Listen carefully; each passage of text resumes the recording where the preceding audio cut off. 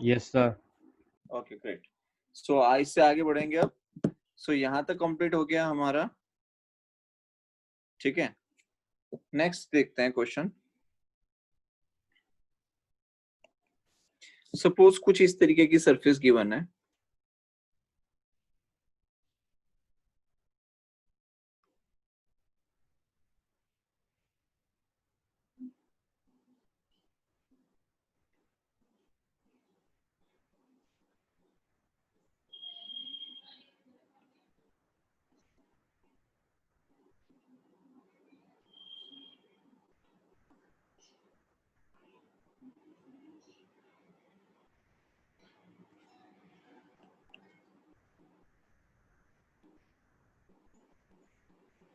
कुछ इस तरीके की सरफेस गिवन है, ठीक है। एंड आपसे पूछा जा रहा है find the flux due to q charge. यहाँ पर कहीं क्यू चार्ज रखा गया है at this point. Find the flux due to q charge through curved surface of container. Find the flux due to q charge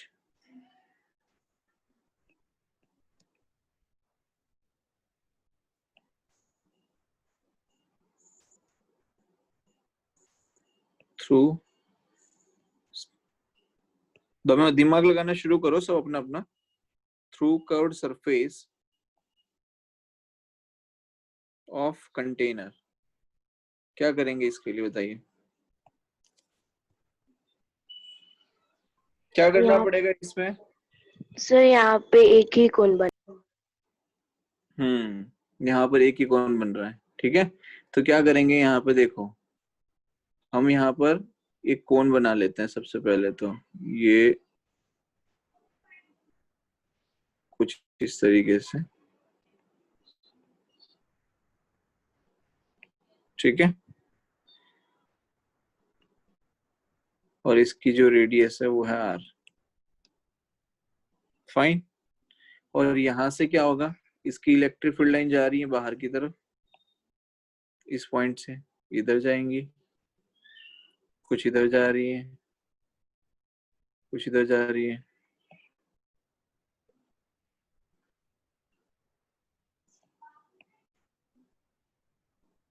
like this,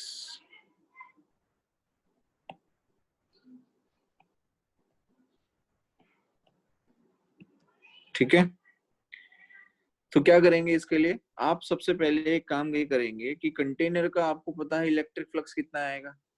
तो flux due to a container आप सबसे पहले तो find कीजिए।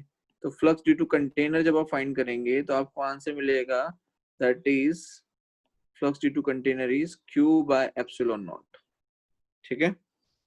और फ्लक्स, अब आप देखिए यहाँ पर क्या हो रहा है, एक ही कोण बन रहा है।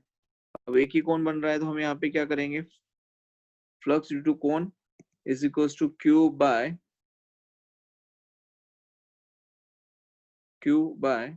2 epsilon naught into 1 minus cos theta, लिख सकते हैं।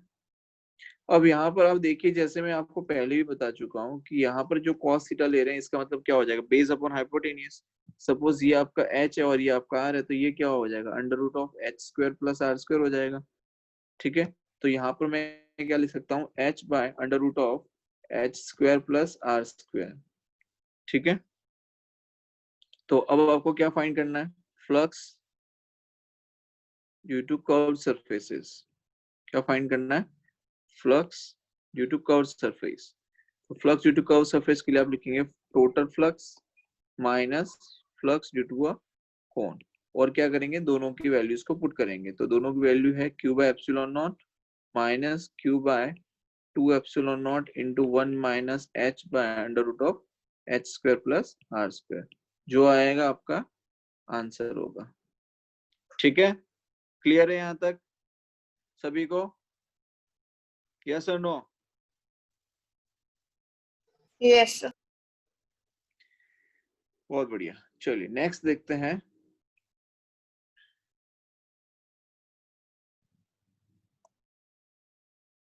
एप्लीकेशन ऑफ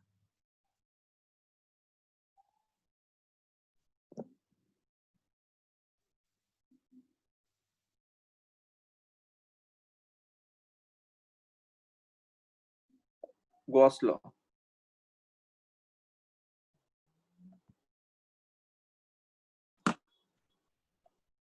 ठीक है, एप्लीकेशन ऑफ गॉस लॉ। चलो देखो, तो क्या करेंगे इसके लिए एप्लीकेशन ऑफ गॉस लॉ में, देखिए एप्लीकेशन ऑफ गॉस लॉ के अंदर सबसे पहली जो एप्लीकेशन जो हमें स्टडी करनी है वो ये है, that to calculate electric field due to infinite long uniformly charged wire. The first application is, पहली एप्लीकेशन हम गॉस लॉ की क्या करेंगे, to calculate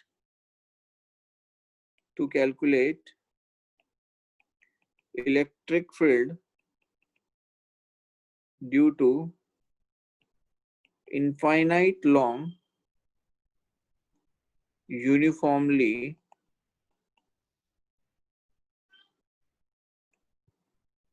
charged wire, ठीक है, जिसमें इस तरीके की कंडीशन हमारे पास है। देखो सपोज ये मैंने एक ले लिया और यहाँ पर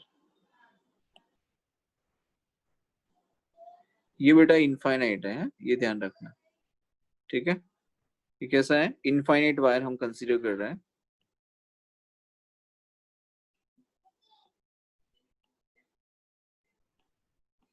कुछ इस तरीके से, और यहाँ पर क्या किया गया है कि क्यू चार्ज डिस्ट्रीब्यूटेड है, क्या है, क्यू चार्ज डिस्ट्रीब्यूटेड है इस तरीके से।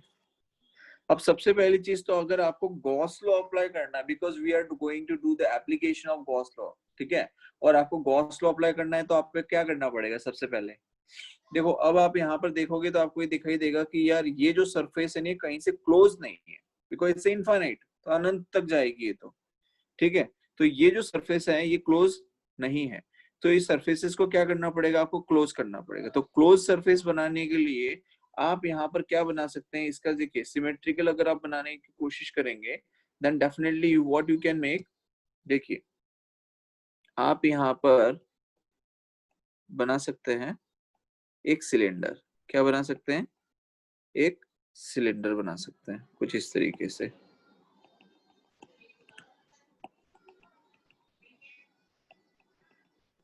ठीक है, राइट, ये प्लस इंफिनिटी और ये माइनस इंफिनिटी, इस तरीके से। तो सबसे पहली चीज तो हमें एक गाउसियन सरफेस की जरूरत थी, तो हमने एक गाउसियन सरफेस बना ली, सिमेट्रिक होनी चाहिए तो सिमेट्रिक भी बन गई है, ठीक है। अब यहाँ पर eight every point surface of electric field should be same, तो वो भी सेम है, देखिए यहाँ पर वो भी मैं बना के बता देता हूँ आपको। देखिए ये जो प्लस क्यू चार्ज है, यहाँ से निकलने वाली जो इलेक्ट्रिक फील्ड होगी वो भी कैसी होगी, सेम ही होगी,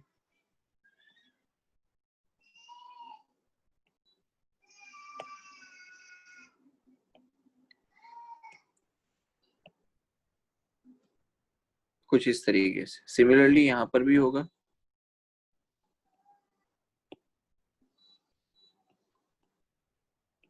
ठीक है, क्लियर है सभी को।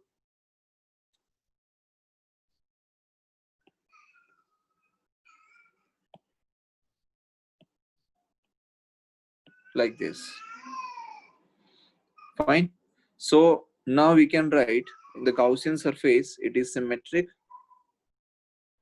जो कंडीशंस हमारे पास में रहती है गॉस लॉ अप्लाई करने की, वो सारी कंडीशंस हमने फुलफिल कर दी। गॉसियन सरफेस कैसा है, तो it's symmetric. Second thing is that electric field has to be same, तो वो भी है, at every point electric field is same, ठीक है। एंड अगर हम गॉस लॉ अप्लाई करेंगे तो गॉस लॉ क्या कहता है, that flux into inside the cylinder is equals to close integration of vector E dot dA equals to Q inside by epsilon 0, right, यही लिखते हैं हमेशा, ठीक है। चलो अब इसको कैसे यूज करेंगे देखो आगे।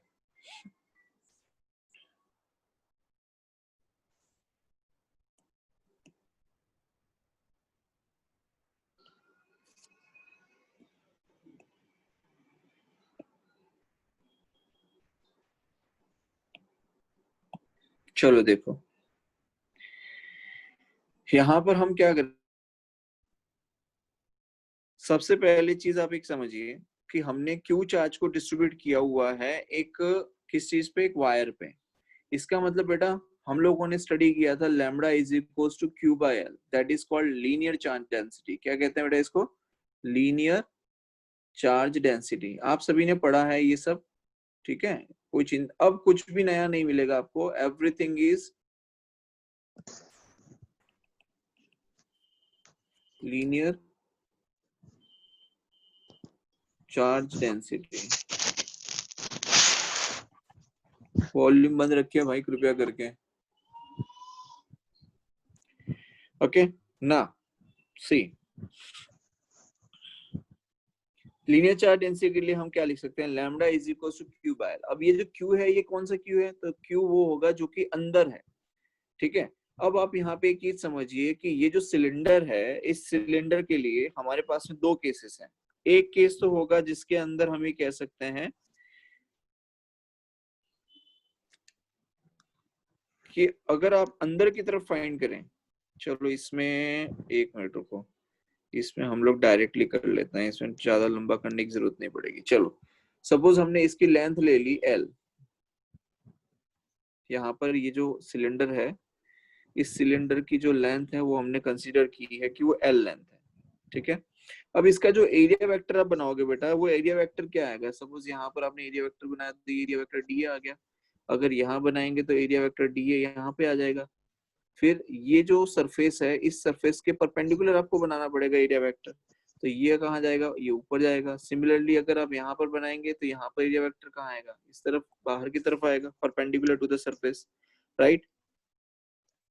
तो यहाँ पर आप देखिए we have three surface, because ये और ये तो सिमेट्रिकल है, ठीक है? तो एक सरफेस आपकी हो गई ये, फिर दूसरी सरफेस हो गई आपकी ये, और ये हो गई आपकी थर्ड सरफेस। तो ये तीन सरफेसेस हो गई। अब इसके लिए हमें अगर आपको फाइंड करना है सिलेंडर का फ्लक्स, तो flux due to a cylinder अगर आप फाइंड करेंगे, वॉल्यूम प्लीज बंद कीजिए। फ्लक्स ड्यू टू जो सिलेंडर अगर आप फाइंड करेंगे तो क्या आएगा? φ1 प्लस φ2 प्लस φ3, ठीक है? अब इसमें आप एक चीज समझिए, इलेक्ट्रिक फील्ड बेटा कहाँ जा रही है? देखो इलेक्ट्रिक फील्ड कहाँ जा रही है? इस तरफ जा रही है। और आपका एरिया वेक्टर कहाँ मिल रहा है? तो ये मिल रहा है। इसका तो दोनों के बीच में एंगल कितना है? 90। इसका तो फ्लक्स वन तो क्या हो जाएगा? 0। सेकंड देखिए, सेकंड केस में डी आपका इधर जा रहा है, इलेक्ट्रिक फील्ड इधर जा रही है, अगेन दोनों के बीच में एंगल कितना आ गया? 90। तो अगेन ये 0 हो जाएगा। देन थर्ड वन देखिए, थर्ड वन में क्या होगा कि आपका ये इस तरफ जा रहा है, ठीक है? इलेक्ट्रिक फील्ड और एरिया वेक्टर भी उसी डायरेक्शन में जा रहा है, that is both are in the same direction, ठीक है? तो हम यहाँ पे क्या कर सकते हैं कि यहाँ पर हम अप्लाई करेंगे indication of vector E dot D, right? जब वेरिएबल्स आ जाते हैं तो हम क्या करते हैं, vector E dot D apply कर सकते हैं, ठीक है?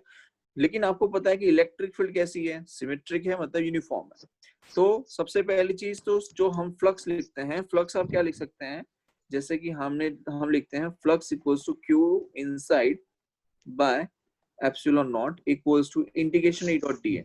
अब वेक्टर ई और डी ए के बीच में एंगल कितना है? तो एंगल है 0। चलिए देखिए, सो यहाँ पर क्या हो जाएगा, close integration of vector E dot D A. Now you can see the E और डी ए के बीच में जो एंगल बन रहा है, अभी तक कितना एंगल बन रहा है? वो बन रहा है 0। तो हम यहाँ पे क्या लिख सकते हैं? ई डी ए कॉस 0 लिख सकते हैं, राइट? लेकिन ई डी ए कॉस 0 की वैल्यू क्या हो जाएगी? 1 हो जाएगी, ठीक है? रुको मैं इसको इस तरीके से लिख देता हूँ, integration E D A cos 0, और cos 0 की वैल्यू 1 है, ई आपका कांस्टेंट है, मतलब यूनिफॉर्म है, तो बचा क्या? Integration of D A. अब आप एक चीज बताइए मेरे को, ये जो एरिया आप लेंगे इसका सिलेंडर का, ठीक है? सिलेंडर का जो एरिया आप निकालेंगे वो एरिया क्या आएगा? आप जो ये डीए लिखने की जो बात हो रही है कि integration of d A, that means what we are talking about the area of the cylinder, ठीक है? तो आप एरिया क्या लिखेंगे, कोई बता पाएगा?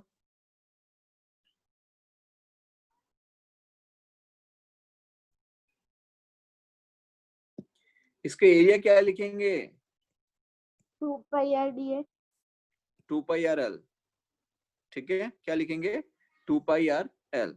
और Q inside by epsilon not. अब आप समझिए बेटा, Q inside by epsilon zero मतलब Q इनसाइड मतलब Q ये हो गया आपका, ये क्या हो गया आपका, मैं इसको एक मिनट अप करके देखिए, ये आपका Q inside by epsilon not. इसका मतलब Q इनसाइड क्या हो जाएगा आपका, lambda times of epsilon zero हो जाएगा। तो क्या यहाँ पे मैं Q इनसाइड की जगह क्या लिख सकता हूँ, लैम्डा टाइम्स ऑफ, एक minute, lambda is equals to,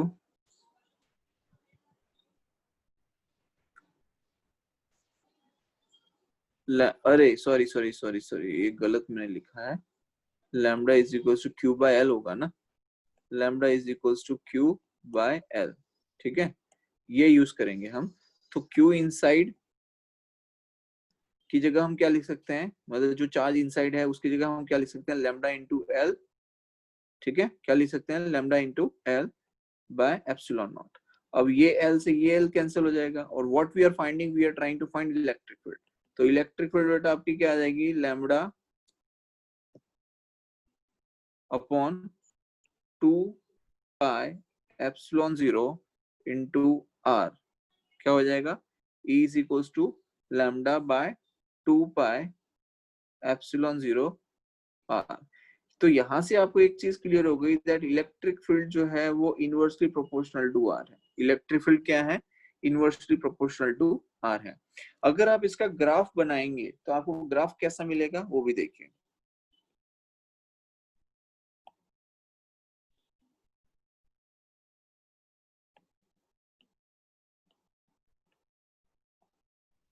suppose ये हमने ग्राफ बना लिया, तो इसका ग्राफ कैसा मिलेगा आपको, कुछ इस तरीके से ग्राफ मिलेगा, because it says E is proportional to 1 by R। ठीक है, क्लियर है? यहां तक किसी को कोई डाउट है तो बताइए। ये E वर्सेस R का ग्राफ है, और इस कंडीशन में आपको जो ग्राफ मिलेगा वो कैसा मिल रहा है, E is proportional to 1 by R, मतलब कि R जैसे जैसे इंक्रीज कर जाओगे इलेक्ट्रिक फील्ड वैसे ही क्या होता जाएगा, डिक्रीज होता जाएगा। तो आप देखिए R जैसे जैसे इंक्रीज कर रहे हैं इलेक्ट्रिक फील्ड, वैसे वैसे क्या हो रहा है, डिक्रीज हो रहा है। On the basis of graph we can also show that. ठीक है, यहाँ तक क्लियर है? यहाँ तक किसी को कोई डाउट है? यस और नो? No sir. चलिए आगे बढ़ते हैं।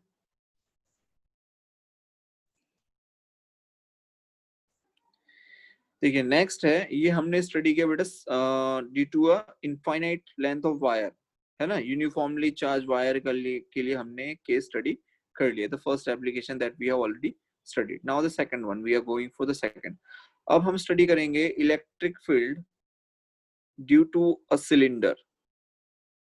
ठीक है, electric field due to a cylinder. और कैसा सिलेंडर, इनफाइनाइट सिलेंडर है। कैसा सिलेंडर है, इनफाइनाइट सिलेंडर। ठीक है, तो देखिए स्टार्ट करते हैं topic. Electric field due two cylinder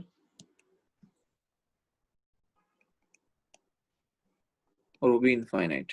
ठीक है, तो इसमें पहली चीज तो ये है कि एक हो सकता है आपको गिवन हो सॉलिड कंडक्टिंग सिलेंडर। ठीक है, दूसरा हो सकता है आपको गिवन हो होलो कंडक्टिंग सिलेंडर। ठीक है, और तीसरा मान लो गिवन है होलो नॉन कंडक्टिंग सिलेंडर। अब ये तीनों में एक चीज जो ध्यान रखने वाली है और एक चीज जो इसकी खासियत है वो क्या है, ये बताइए। तो इसके अंदर ये है कि आप सॉलिड कंडक्टर लेंगे, सॉलिड सिलेंडर लेंगे, उसके अंदर जो चार्ज आप रखेंगे वो चार्ज कहाँ पे आ जाएगा, charge always resides on surface, ये ध्यान रखना, चार्ज रिसाइड्स ऑन सरफेस, ठीक है। इसका मतलब चाहे आप सॉलिड कंडक्टिंग सिलेंडर लें उसमें भी चार्ज सरफेस पे आ जाएगा, होलो कंडक्टिंग सिलेंडर लेंगे उसमें भी चार्ज स्फीयर उसे सरफेसेस पे आ जाएगा, एंड अगर आप होलो नॉन कंडक्टिंग सिलेंडर लेंगे in that case also it will remain same, ठीक है। लेकिन जब हम यहाँ पर एक सिलेंडर के बारे में बात कर रहे हैं, ठीक है, और जब हम ये कह रहे हैं कि चार्ज जो है उसकी सरफेसेस पे आ जाएगा, तो हम यहाँ पे एक चीज याद कर सकते हैं कि जब हम सरफेस एरिया पे चार्ज की बात करते हैं, किस पे, सरफेस एरिया पे जब हम चार्ज की बात करते हैं, तो हम क्या लिख सकते हैं, the charge on the surface area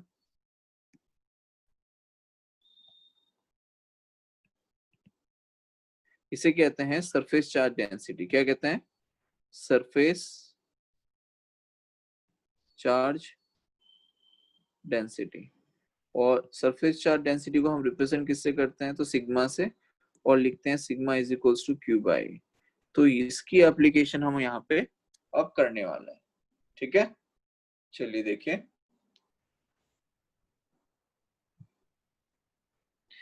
तो सबसे पहले सॉलिड कंडक्टिंग, होलो कंडक्टिंग और होलो नॉन कंडक्टिंग सिलेंडर की अगर हम बात करें तो देखिए,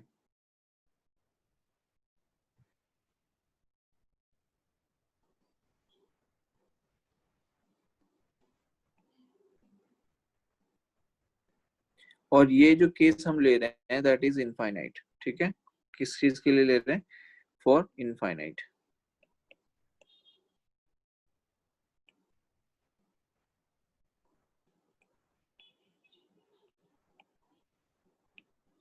ओके, अब आप एक चीज समझिए कि जब मैं ये कह रहा हूँ कि यहाँ पर चार्ज जो है वो कहाँ आएगा, सरफेसेस पे आ जाएगा, इसका मतलब क्या, इस सरफेस पे भी चार्ज आ जाएगा, लाइक दिस। यहाँ पे मैं पॉजिटिव चार्ज लेके चल रहा हूँ, ठीक है, वो इजी रहता है कैलकुलेशन करने के लिए। और नेगेटिव होगा तो नेगेटिव साइन उसकी जो डायरेक्शन है वो चेंज हो जाएगी, ठीक है, इतना ध्यान रखिएगा। सो यहाँ पे पॉजिटिव चार्ज ले लिया है, ठीक है। अब यहाँ पर एक चीज समझिए कि चार्ज हमने ये कंसीडर किया है that charge is outside the cylinder, मतलब outside the cylinder that means on the surface of the cylinder, ठीक है। तो हमें यहाँ पर जो इलेक्ट्रिक फील्ड फाइंड करनी है, क्या फाइंड कर रहे हैं हम लोग, इलेक्ट्रिक फील्ड फाइंड कर रहे हैं। तो मैं यहाँ पर दो केसेस लेता हूँ। सबसे पहले तो फर्स्ट केस तो ये लूंगा कि अगर हम अंदर की तरफ फाइंड करें, सपोज यहाँ पर मान लीजिए मैंने एक सेम एक सिलेंडर, छोटा सा एक और सिलेंडर मैंने अंदर की तरफ बना लिया। मान लीजिए मैंने यहाँ पर कुछ इस तरीके से एक स्मॉल आर रेडियस का, कितना, स्मॉल आर रेडियस का एक सिलेंडर बना लिया। अब ये जो सिलेंडर है, ये cylinder small R is less than capital R, मतलब ये जो सिलेंडर मैंने बनाया अंदर, ये मेन सिलेंडर से छोटा है, ठीक है। सो हम जो कंडीशन लेके चल रहे हैं वो लेके चल रहे हैं कि small R is less than capital R distance पे हम लोग फिलहाल फाइंड कर रहे हैं। तो सबसे पहली चीज कि हमारे पास एक गाउसियन सरफेस है जो कि ये सिलेंडर है, तो आपको पता है कि डीए इधर जाएगा, सिमिलरली डीए इधर मिलेगा आपको, इसके अंदर डीए इधर मिलेगा और इधर मिलेगा, ठीक है। ये इसके एरिया एलिमेंट्स हो गए। तो ये first surface, second surface, third surface, जो ऑलरेडी अभी स्टडी करके आ चुके हैं। तो मैं ये पूरा रिपीटेशन नहीं करने वाला हूँ, जैसे कि आपको मैं यहाँ पर पढ़ा चुका हूँ। देखिए यहाँ पर क्या ये वही कंडीशन है, first surface, second surface, third surface, क्या ये वही कंडीशन है, एवरीथिंग इज सेम। यहाँ पर भी क्या हुआ था कि फर्स्ट और सेकंड की वजह से हमें फ्लक्स क्या मिल रहा था, 0 मिल रहा था, और थर्ड की वजह से हमें फ्लक्स ये कितना मिल रहा था, E इंटू 2 पाई RL मिल रहा था, ठीक है। तो यहाँ पर मैं उसी चीज को अप्लाई करूंगा, ठीक है। तो यहाँ पर मैं लिख सकता हूँ total flux for the inside, तो total flux is equals to, यहाँ लिख सकते हैं φ1 प्लस φ2 प्लस φ3, ठीक है। एज वी नो कि φ1 और φ2 दोनों ही 0 हो जाएंगे। φ3 की अगर आप बात करें तो ये ऑलरेडी हम प्रूव कर चुके हैं आगे भी, that E into 2 pi RL आएगा। ये कहाँ से आया, कैसे आया, ये आपको ऑलरेडी पता है। टोटल फ्लक्स क्या होता है, तो टोटल फ्लक्स होता है बेटा Q inside upon epsilon not. अब आप में से कोई बता सकता है मेरे को कि इलेक्ट्रिक फील्ड यहाँ पर हमें कितनी मिलेगी? एनीवन? यहाँ पर आपको इलेक्ट्रिक फील्ड कितनी मिलेगी इनसाइड द सिलेंडर के लिए, बताइए। ये सॉलिड सिलेंडर हो सकता है, होलो सिलेंडर हो सकता है, नॉन कंडक्टिंग सिलेंडर हो सकता है, तीनों ही सिलेंडर मैंने यहाँ पे ले लिए। अब आप बताएंगे यहाँ पे इलेक्ट्रिक फील्ड हमें क्या मिलेगी, जल्दी बताइए, because we are already lacking of time. 0। Zero क्यों बेटा, जीरो क्यों हुआ? सर सब बाहर की तरफ जाएगी सेंटर से। सॉरी, सब बाहर की तरफ जाएगी सेंटर। बाहर की तरफ क्या है इसमें? हम तो अंदर की तरफ फाइंड कर रहे हैं ना। मतलब ये सेंटर, हाँ, मतलब अब ये इलेक्ट्रिक फील्ड सेंटर पूछ रहे हो ऐसा? नहीं नहीं, मैं सिर्फ इतना पूछ रहा हूँ कि ये मैंने लिख दिया। अब बताइए मेरे को कि इलेक्ट्रिक फील्ड कितनी आएगी?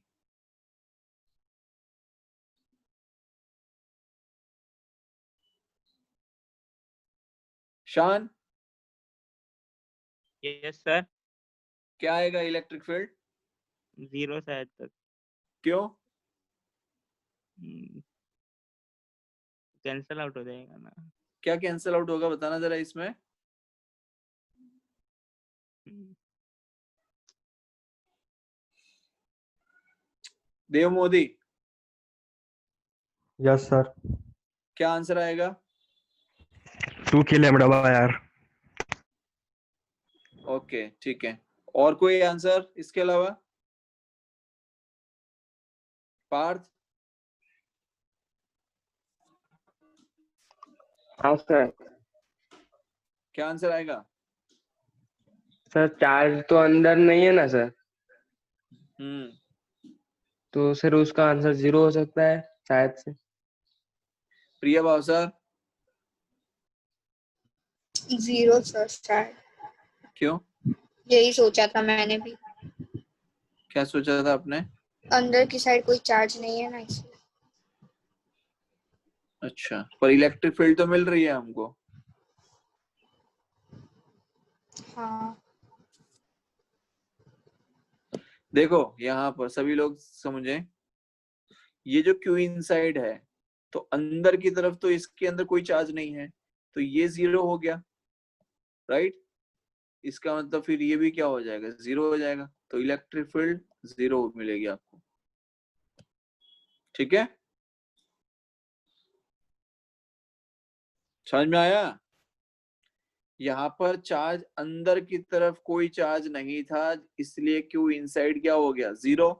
जब क्यू इनसाइड 0 हो गया तो डेफिनेटली इलेक्ट्रिक फील्ड सामने है, वो 0 ही हो जाएगी, इक्वेट करेंगे तो आप। क्लियर है सभी को ये चीज? Yes sir. यस। नेक्स्ट देखिए,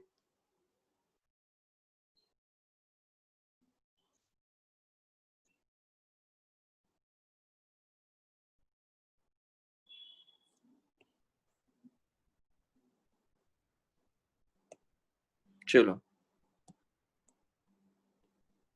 अब यहाँ पर देखिए, अब मैं ले रहा हूं सेकंड केस, आउटसाइड। ठीक है, आउटसाइड में क्या करेंगे?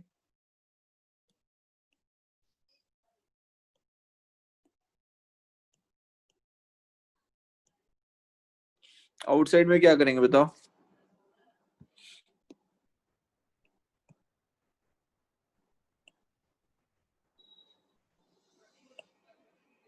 कोई बताएगा आउटसाइड में क्या करेंगे? उससे बड़ा एक सिलेंडर, और जो अंदर वाला सिलेंडर उसका उसके आउटर सरफेस पे चार्ज आ जाएगा।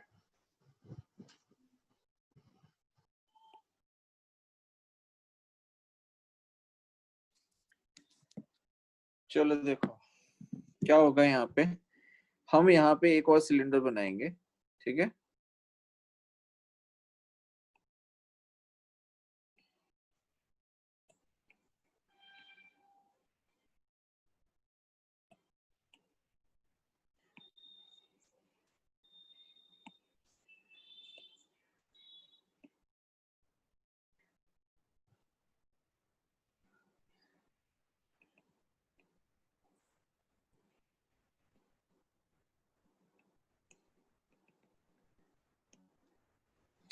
इससे बड़ा एक और सिलेंडर बनाते हैं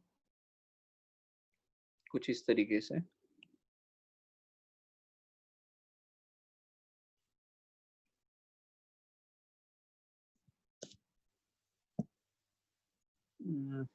ये गड़बड़ हो जाएगी, तो फिर से बना लेता हूँ पूरा ही।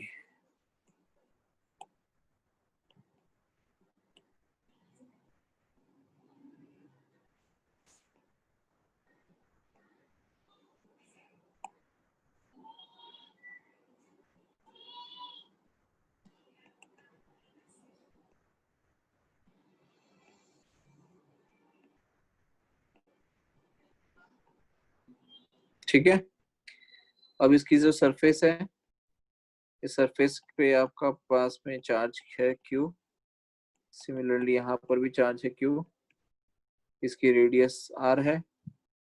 ओके, अब हमने क्या किया है कि यहाँ से यहाँ तक का जो डिस्टेंस है वो स्मॉल r लिया है अगेन, बट आउटसाइड में small r is greater than capital R। Outside में क्या है, small r is greater than capital R। And same case आप देखेंगे कि ये आपको जो सरफेसेस मिल रही हैं उसमें ये फर्स्ट सरफेस है, और sorry not this, this is going to the first surface, this is going to second surface, and this is going to be third surface, right? So यहाँ पर भी आप सेम फंडा अप्लाई करेंगे, that total flux is equals to phi1 plus phi2 plus phi3। तो phi1 आपको बेटा क्या मिलेगा 0, phi2 क्या मिलेगा 0, phi3, अब phi3 पे आ जाते हैं, तो phi3 हो जाएगा आपका EDA cos 0 हो जाएगा। ठीक है, बिकॉज थर्ड के लिए आप देखिए इलेक्ट्रिक फील्ड बाहर की तरफ है, एरिया वेक्टर भी बाहर की तरफ है, both are in the same direction, so ये EDA cos 0 हो जाएगा। और टोटल फ्लक्स क्या हो जाता है आपका, तो टोटल फ्लक्स हो जाएगा Q inside on epsilon not is equals to EDA, तो ये E into 2 pi R L, ठीक है, because this length is L। Okay, sorry ये लेंथ लेनी है, दिस लेंथ।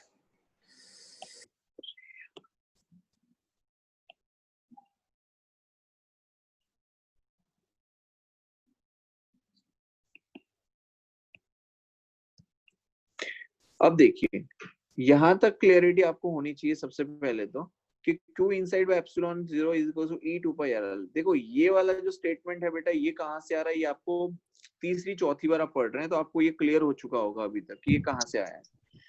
मेन अभी जो ये यहाँ पर है कि Q inside by epsilon not, तो इनसाइड अब आप देखिए कि जो चार्ज है वो इस सिलेंडर के अंदर है, बिकॉज स्मॉल r जो है वो ग्रेटर है कैपिटल R से। ठीक है, तो यहाँ पर हम देख सकते हैं कि आप क्या लिख सकते हैं Q इनसाइड के लिए। तो देखिए सिग्मा इज इक्वल्स टू क्या होता है, मैंने आपको बताया था आगे कि Q इनसाइड बाय एरिया। अब इसका एरिया क्या आएगा, तो एरिया देखिए इसका आएगा 2 पाई r इंटू एल। क्या आ जाएगा एरिया, 2 पाई r इंटू एल। रेडियस आप देखिए यहाँ पर मैंने कैपिटल R लिया because I am talking about the जो चार्ज है वो हम किसके लिए ले रहे हैं, जिसपे हमने चार्ज रखा हुआ है, मतलब ये जो बड़ा वाला जो सिलेंडर आपको दिखाई दे रहा है, बड़ा वाला मतलब जिसके लेंथ में ये जो ब्लू पेन से आपको शो कर रहा हूँ वो। ठीक है, तो सिग्मा इज इक्वल टू क्या लिखेंगे, Q inside bye 2 pi RL, right, that is it's area. तो यहाँ पर Q इनसाइड जो है उसकी जगह मैं क्या लिख सकता हूँ, sigma into 2 pi capital R into L by epsilon not equals to E times of 2 pi small r into L. ठीक है, अब देखिए ये L कैंसिल, ये L कैंसिल, 2 पाई से 2 पाई कैंसिल हो गया। ठीक है, what we are exactly finding, we are finding capital E, तो E आपके पास में क्या आ जाएगा, sigma into capital R by 2 times of epsilon not. ये आपका इलेक्ट्रिक फील्ड आ गया आउटसाइड, ये क्या आ गया आपका इलेक्ट्रिक फील्ड आउटसाइड। ठीक है, यहां तक कोई दिक्कत है किसी को, एनीवन हैज एनी डाउट, यहां तक किसी को कोई डाउट है? No sir. मैंने कुछ गड़बड़ किया टी है, नोट 2 आ तो रहेगा कैंसिल, हाँ की जगह स्मॉल आ रहा है। यस यस यस, मैं वही देख रहा हूँ कि 2 तो कैंसिल हो गया, फिर ये बच कहाँ से गया, तो ये आएगा epsilon naught into small r। ठीक है, तो ये हमारे पास आंसर आ गया आउटसाइड के लिए। तो यहाँ से एक और चीज आपको क्लियर हो गई होगी। देखो मैं यहाँ पर ये फॉर्मूला लिख रहा हूँ वापिस से, E is equals to sigma capital R upon epsilon not into small r।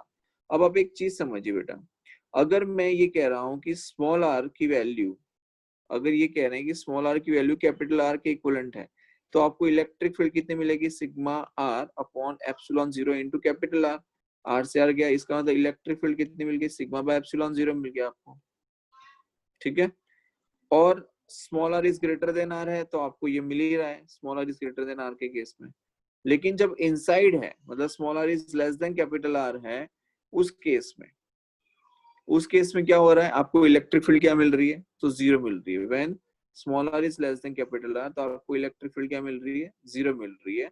Small r equals to capital R, तो आपको इलेक्ट्रिक फील्ड मिल रही है sigma by epsilon 0। And small r is greater than capital R है, then आपको electric field मिल रहा है sigma r by sigma r into epsilon 0 by epsilon 0 r, ठीक है।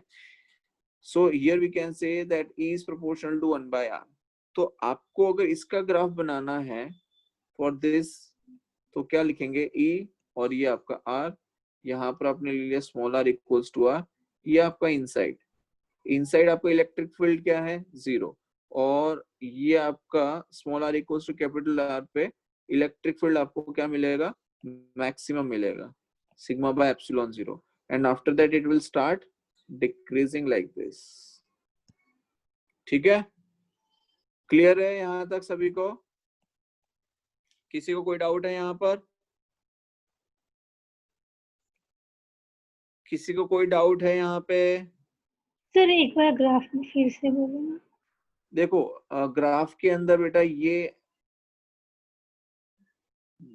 फिर से बना के बता देता हूँ, चलो।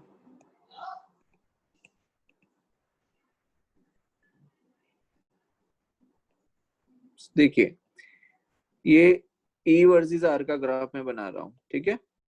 इसमें हमने लिया ये small r is equal to capital R, और यहाँ से आगे जाएंगे तो R small r is greater than capital R। इसका मतलब ये इनसाइड वाला हिस्सा है, मतलब small r is less than capital R वाले में आपको इलेक्ट्रिक फील्ड क्या मिल रही है? 0 मिल रही है यहाँ तक। और small r equals to capital R पे आपको इलेक्ट्रिक फील्ड क्या मिल गया? सिग्मा बाय एप्सिलॉन 0, तो वो यहाँ पे मिलेगा। और small r equals to capital